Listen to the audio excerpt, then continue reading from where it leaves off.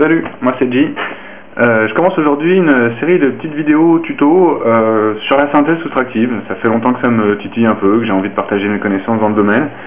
Puis surtout de montrer de manière simple aux gens qui débutent dans la synthèse, qui ont envie de découvrir les synthés, les premiers pas pour éviter de galérer, parce que bon, finalement, c'est quelque chose d'assez simple les synthés, mais on peut vite se prendre la tête quand on rentre dans le détail. Donc l'idée c'est une petite série de tutos courts pour progresser tranquillement avec les synthés. Donc aujourd'hui la base, le b.a.-ba, en gros, qu'est-ce que c'est un synthé, comment c'est fait, les grandes lignes. Alors dans les grandes lignes, un synthé, il est censé générer un son et offrir un certain nombre de contrôles dessus. À la base du synthé, on va trouver un module qui permet de générer un son. C'est ce qu'on appelle l'oscillateur, en anglais VCO, pour Voltage Control Oscillator. En fait, l'oscillateur il génère un son de base brut qui va servir de base pour être sculpté ensuite par d'autres éléments du synthé. Donc le VCO il permet de générer plusieurs types de sons bruts. En général c'est sommaire, simple, ce qu'on appelle des formes d'ondes. Donc il y a la sinusoïde, bon la mienne n'est pas très belle mais c'est régulier normalement, qui génère une forme d'onde très simple, très basique, juste la fondamentale, c'est-à-dire la note jouée, et rien de plus. Ensuite on a la triangle, qui ressemble beaucoup à la sinusoïde, et elle a un tout petit peu plus d'harmonique présente dans le signal, mais bon, pas beaucoup. Ensuite on a la carré, qui présente déjà nettement plus d'harmonique, c'est un son beaucoup plus riche.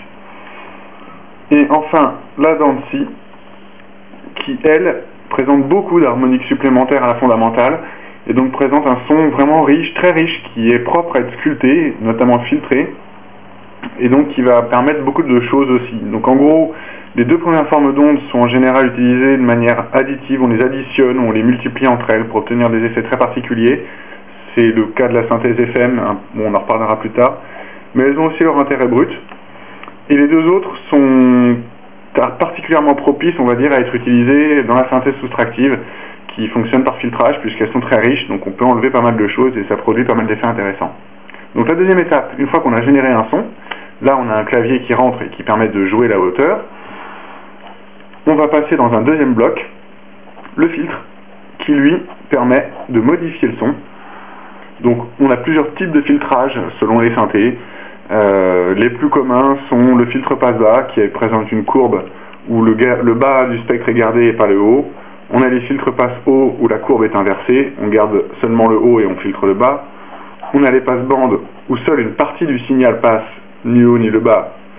Et on a l'inverse du passe-bande, le notch. Bon, peu importe, ça c'est le détail. On a plusieurs types de filtrage, c'est ce qu'il faut savoir, donc plusieurs types de sonorités et d'effets possibles qui vont permettre de sculpter le son et de lui donner une couleur sonore particulière. Ensuite, une fois qu'on a transformé notre son, notre forme d'onde brute, il faut la restituer. Donc on utilise un dernier module, un VCA, donc pour Voltage Control Amplifier, un ampli. Lui, en gros, il a un seul paramètre de base intéressant, c'est le volume. Il nous permet de faire tout un tas de contrôles. Il permet de faire d'autres choses aussi, mais principalement, c'est le volume.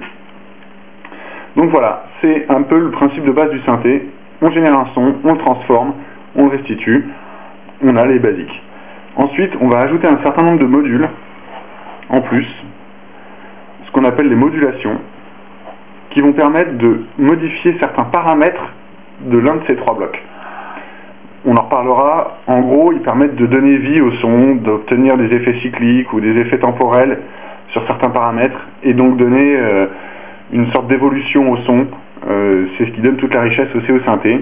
On trouve en gros deux grands types de sources de modulation, les LFO et les enveloppes ADSR, ou à segment on les appelle ADSR parce que ce sont les plus communes.